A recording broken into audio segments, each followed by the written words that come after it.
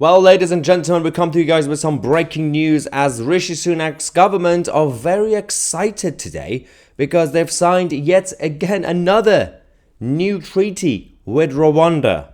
At this point, we can't even keep counting how many times they have had these meetings and shaking hands and everything else. But the UK-Rwanda treaty has been signed, despite the fact that we know that the problem with the migration and the border crisis goes deeper than this. But the government seems to be thinking, well, we're getting close to the election, so let's just give people some happy news, even though it might not even work.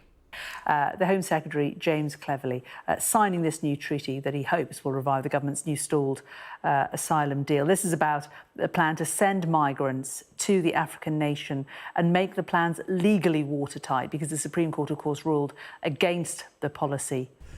Okay, legally watertight. Okay, let's see what we have to deal with here. It might be on paper, okay. So, the government says our landmark agreement directly addresses the recent judgment of the UK Supreme Court. For the record, it's Tony Blair's Supreme Court. But yeah.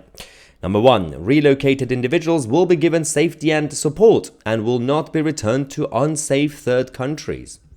Well, that's quite impressive that they managed to convince Rwanda that if you reject an application, I'm assuming they're going to have to stay in Rwanda. So Rwanda said yes, apparently. Number 2, Rwanda's asylum system will be strengthened through a new appeal body to consider individual appeals, which means that a lot of them will be approved at this point.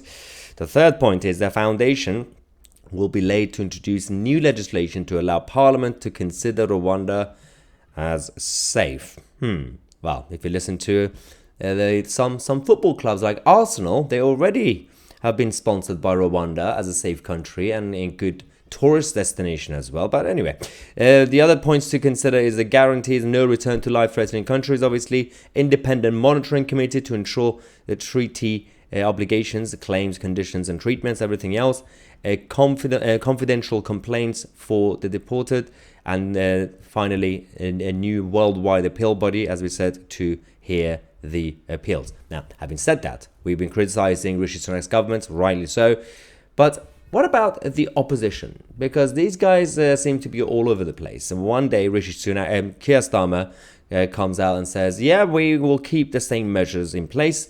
Next minute, his shadow cabinet says, no, we're going to basically repeal everything. We had the Labour Shadow Home Secretary, Yvette Cooper, refusing to tell ITV whether Labour would scrap the government's Rwanda deportation scheme.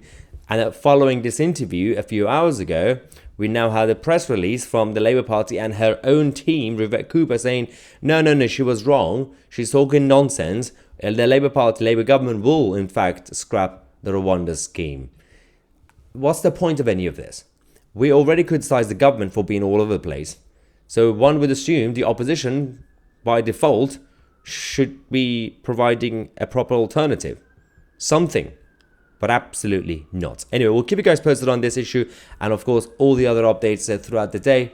I'm Tousi, and we are the media.